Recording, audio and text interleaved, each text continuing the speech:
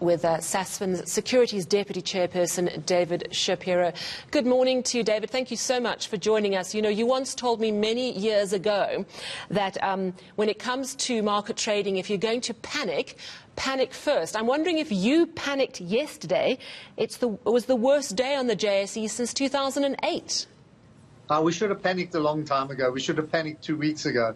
I'm afraid it's a bit too late. I actually forgot that I even told you. I said, if everyone's running for the exit, make sure you're first out.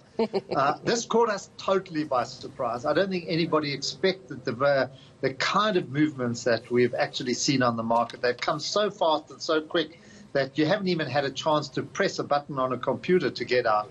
That's how violent the moves have been.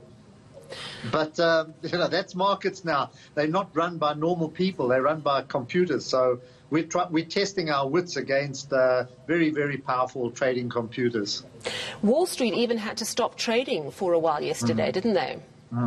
Limit down, 7%. I haven't seen that for decades. I haven't seen anything like that. And it's very frightening when you witness it. The good news is that there's been a bit of a turnaround now, and Wall Street will probably close 3.5%, 4% up.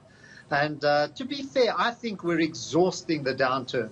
I think that the worst is probably over now, and if there are going to be any further falls, they're going to be very limited.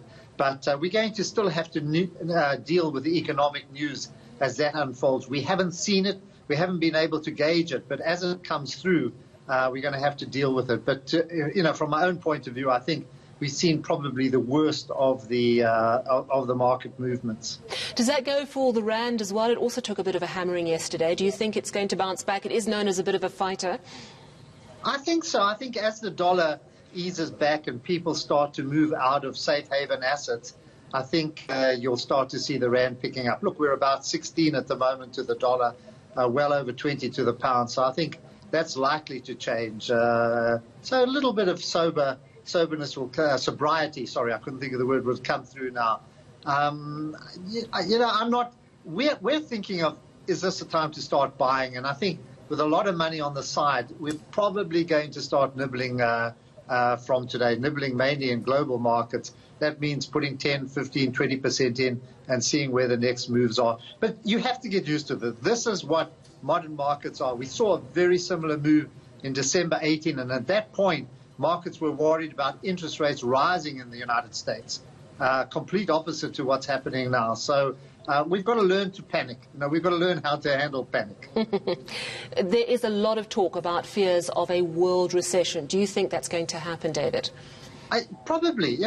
We don't know the data. If it does, it's going to be short and sharp. I don't think it's going to be what we always underestimate is the turnaround. We always overestimate the bad news and underestimate the turnaround. Markets are like pendulums. They never stop in the middle.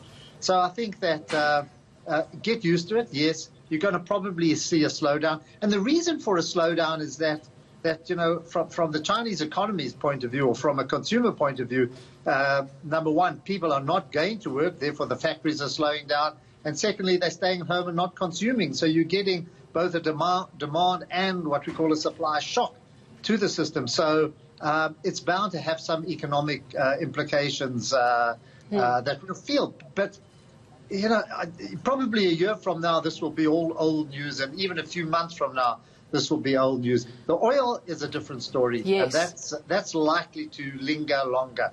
And there are probably benefits for us with the oil price around about 35, 40. Not great for producing nations, but I think from a consuming nation like ourselves, that's likely to stay. There was a glut before this happened, before the Chinese, the coronavirus had its, impacted on the Chinese economy, and we're still feeling that. So I think oil prices are probably going to remain low. What do you think is going to happen to the rand today? That's a hard one. Anybody, you want to lose your reputation, try call the rand, But my view is it's probably going to start improving, maybe marginally from this point. Thank you so much for joining us. That's veteran market trader David Shapiro.